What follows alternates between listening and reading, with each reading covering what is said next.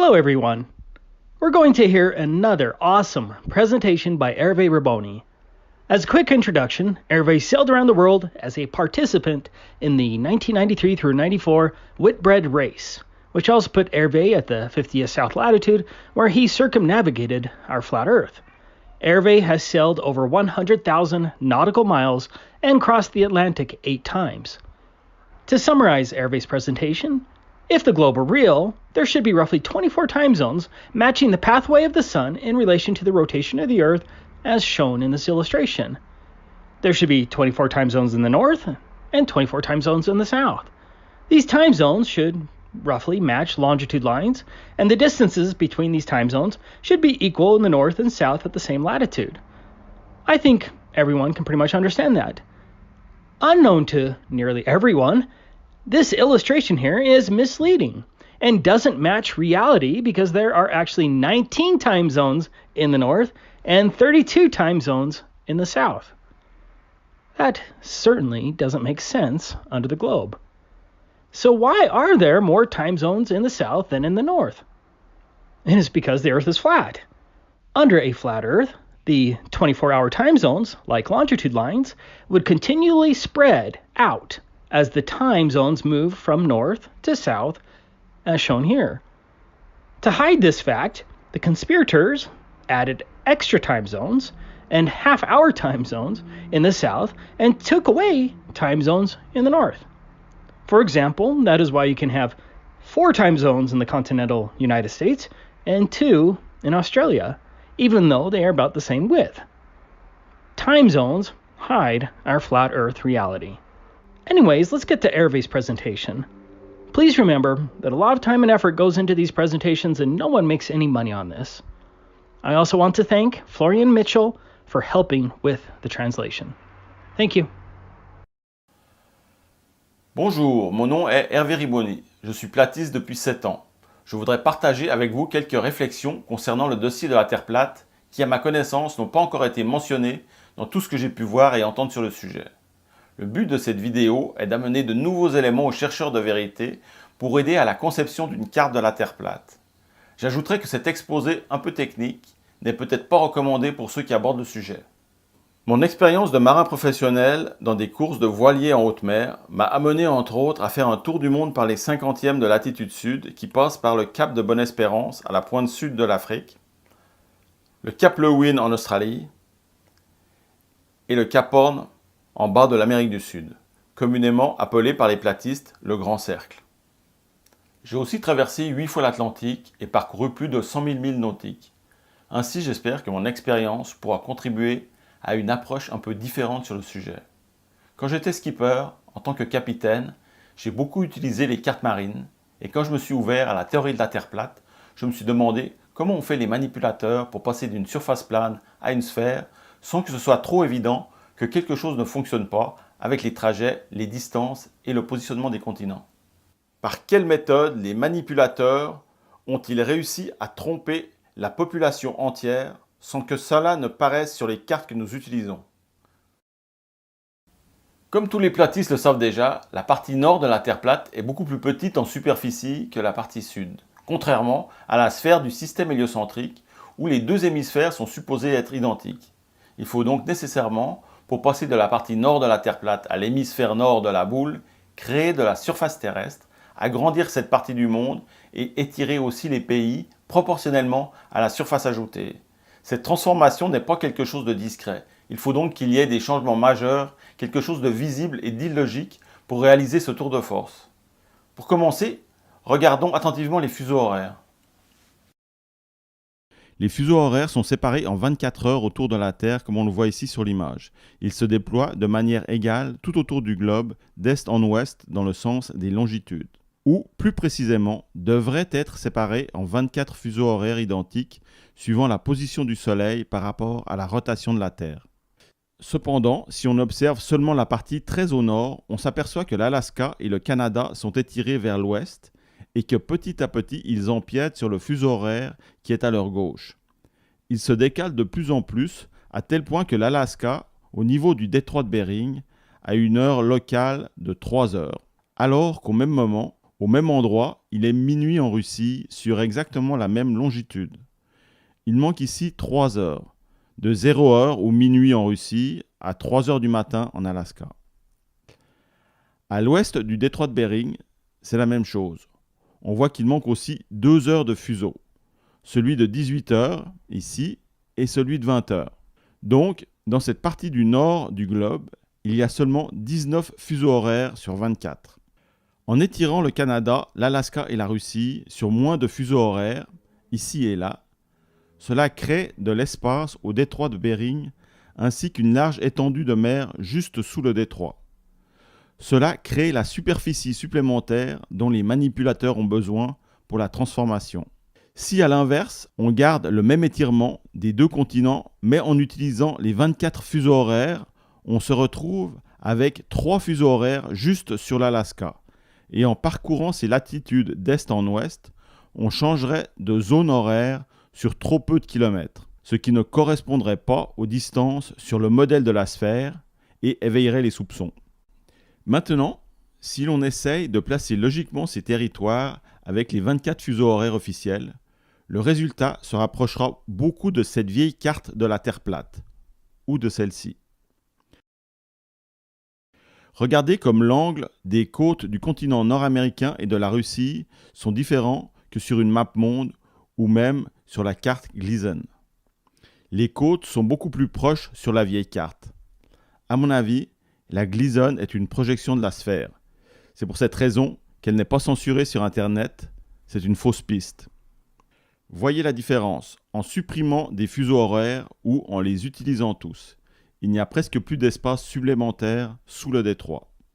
La seule possibilité, malgré les incohérences, la moins illogique pour les manipulateurs pour passer du plat à la sphère, est bien celle de cette illustration. Les rares traversées officielles dans cette zone, qui se sont faites en planche à voile par exemple, ont été réalisées précisément au détroit de Bering, à l'endroit le plus rapproché des deux continents, où la distance est de seulement 83 km, ce qui ne fait aucune différence entre les deux modèles de carte.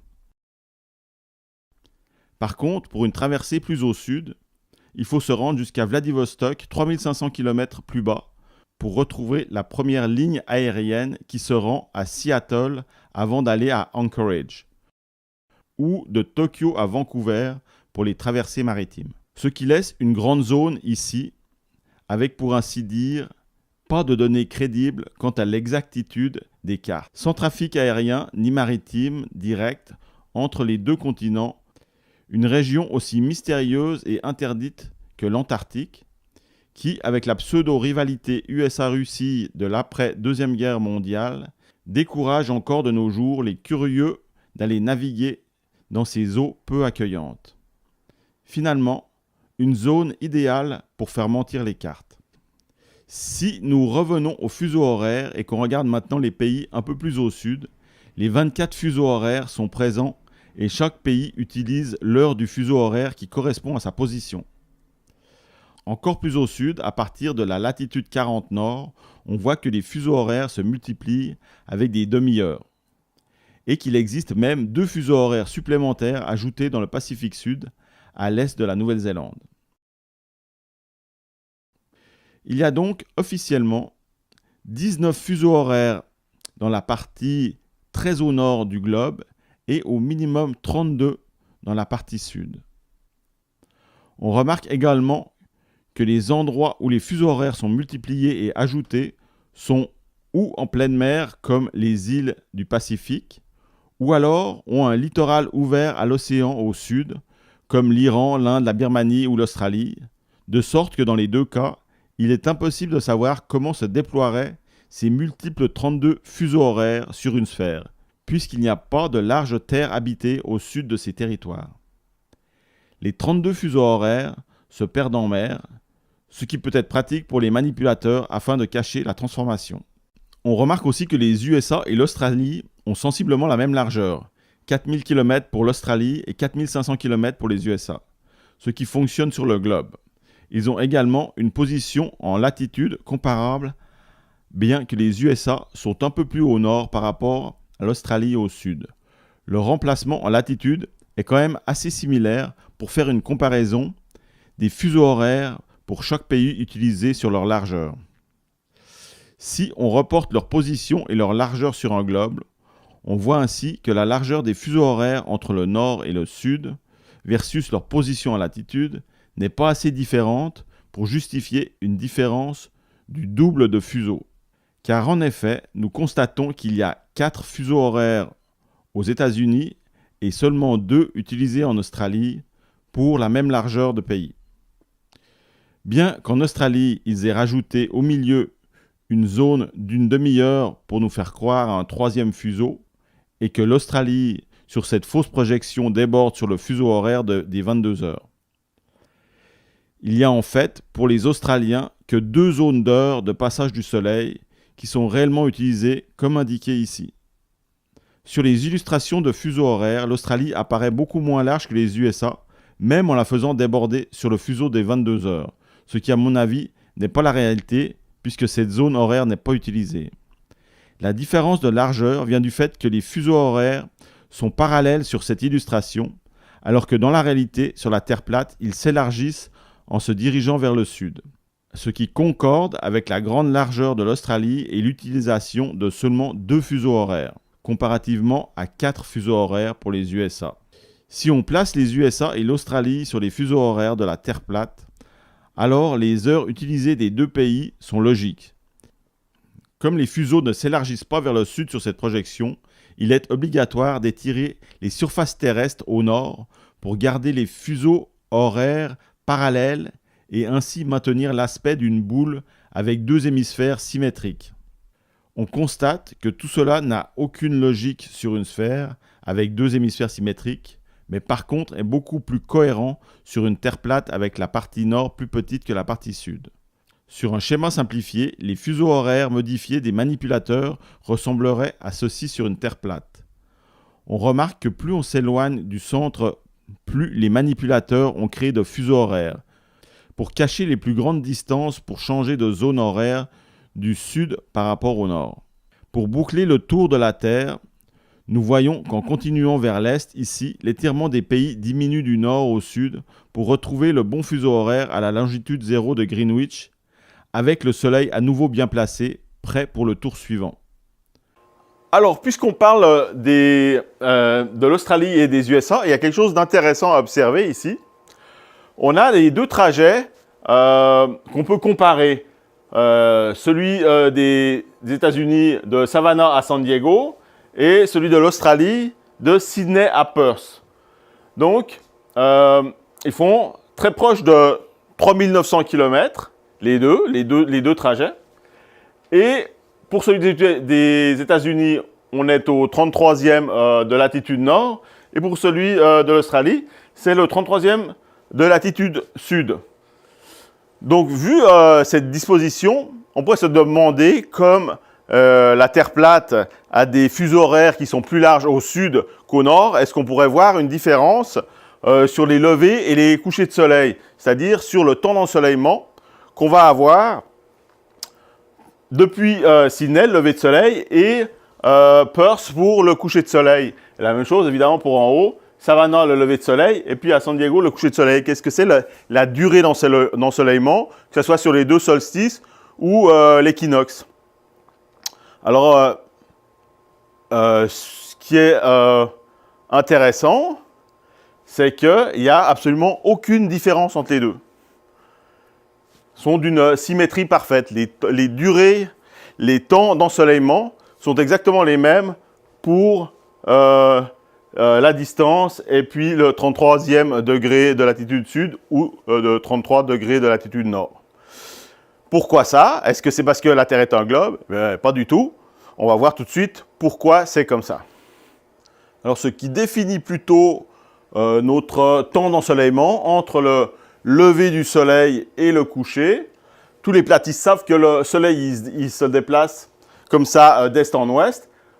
Donc, au moment où le soleil est dans notre dôme de vision, c'est ce qui va définir le lever du soleil et le coucher.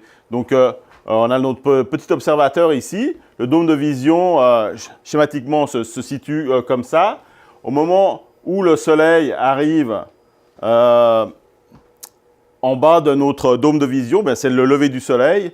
Quand il est à midi, ben, il est au-dessus de nous. Et puis, au coucher du soleil, ben, quand il sort de notre dôme de vision, c'est là qu'il se couche avec la perspective. Donc, qu'est-ce qui se passe ensuite si on prend le même observateur, mais vu depuis le haut, donc qui est ici?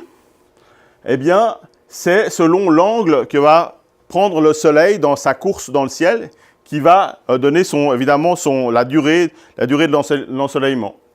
Donc, pour le solstice d'hiver, eh bien, si on a notre observateur ici, le soleil va passer plus bas sur l'horizon, à l'équinoxe un peu plus haut, puis pour le solstice d'été, là on parle de l'Australie, eh bien c'est là où il sera le plus haut dans le ciel pour l'observateur. Si on parlait eh bien, du 33e degré, donc il ne sera pas très loin du zénith, quand même, avec comme un petit angle quand même. Donc voilà ce qui définit les temps d'ensoleillement, et donc c'est normal qu'on n'a pas de différence entre le nord et le sud, puisque ce n'est pas la différence de largeur des fuseaux horaires qui va donner une différence sur le temps d'ensoleillement. Et donc c'est aussi pour cette raison que les manipulateurs peuvent tricher avec les fuseaux horaires qui sont plus larges au sud qu'au nord, mais comme notre temps d'ensoleillement est défini par notre dôme personnel de vision et qu'il est unique à chaque observateur sur Terre, évidemment qu'il est difficile de voir l'asymétrie qu'il peut y avoir entre le nord et le sud. Alors, est-ce qu'il n'y a vraiment pas de différence entre le nord et le sud qu'on peut remarquer? Eh bien oui, il y en a une. Elle est avant le lever du soleil et après le coucher du soleil. Dans la partie nord, on va avoir de la clarté, beaucoup plus de clarté avant le lever du soleil que dans la partie sud, et on va avoir beaucoup plus de clarté après le coucher du soleil que dans la partie nord, donc plus de clarté après le coucher du soleil que dans la partie sud. Pourquoi? Parce que le soleil, dans la partie sud, il va s'éloigner beaucoup plus vite de l'observateur. Vous voyez, l'observateur qui est au nord, le soleil tourne plus serré et donc il va rester plus proche plus longtemps. C'est pour ça qu'on va avoir des longues soirées d'été dans la partie nord, et dans la partie sud, l'obscurité tombe très vite. On le remarque aussi, c'est encore plus évident quand on navigue, puisqu'il n'y a pas de montagne pour cacher le soleil. Donc, dans l'hémisphère nord, quand on navigue proche du solstice d'été, pendant l'été, proche du 50e parallèle nord, on va non seulement avoir une clarté beaucoup plus longtemps, mais on va même voir la clarté du soleil derrière l'horizon toute la nuit. Ce que je n'ai jamais vu dans l'hémisphère sud, dans les 50e sud.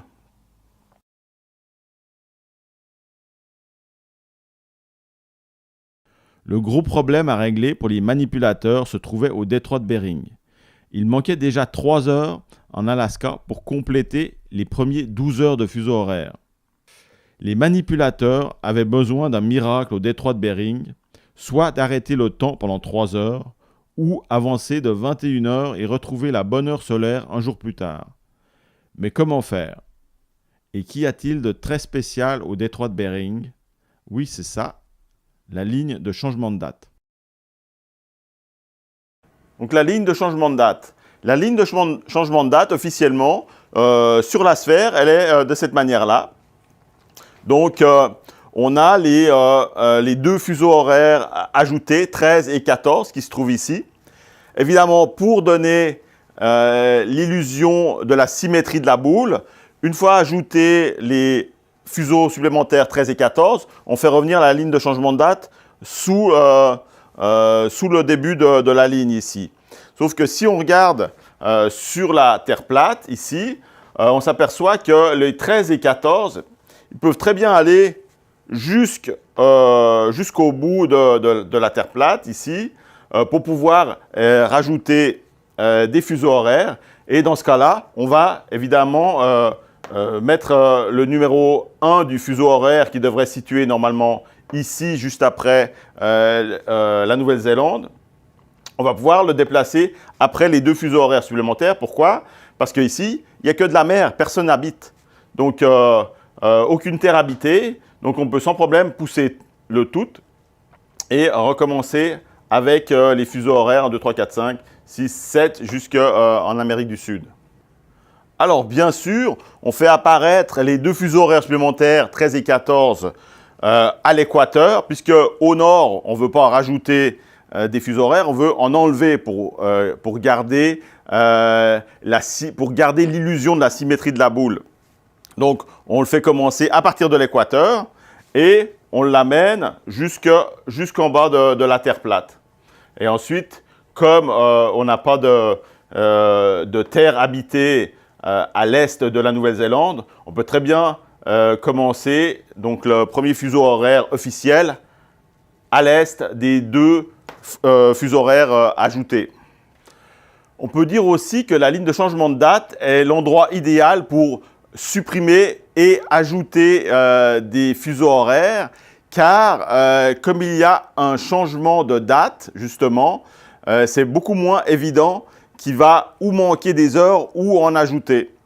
Comme les gens ne sont pas sur la même journée d'un côté et de l'autre de la ligne de changement de date, la comparaison est plus difficile.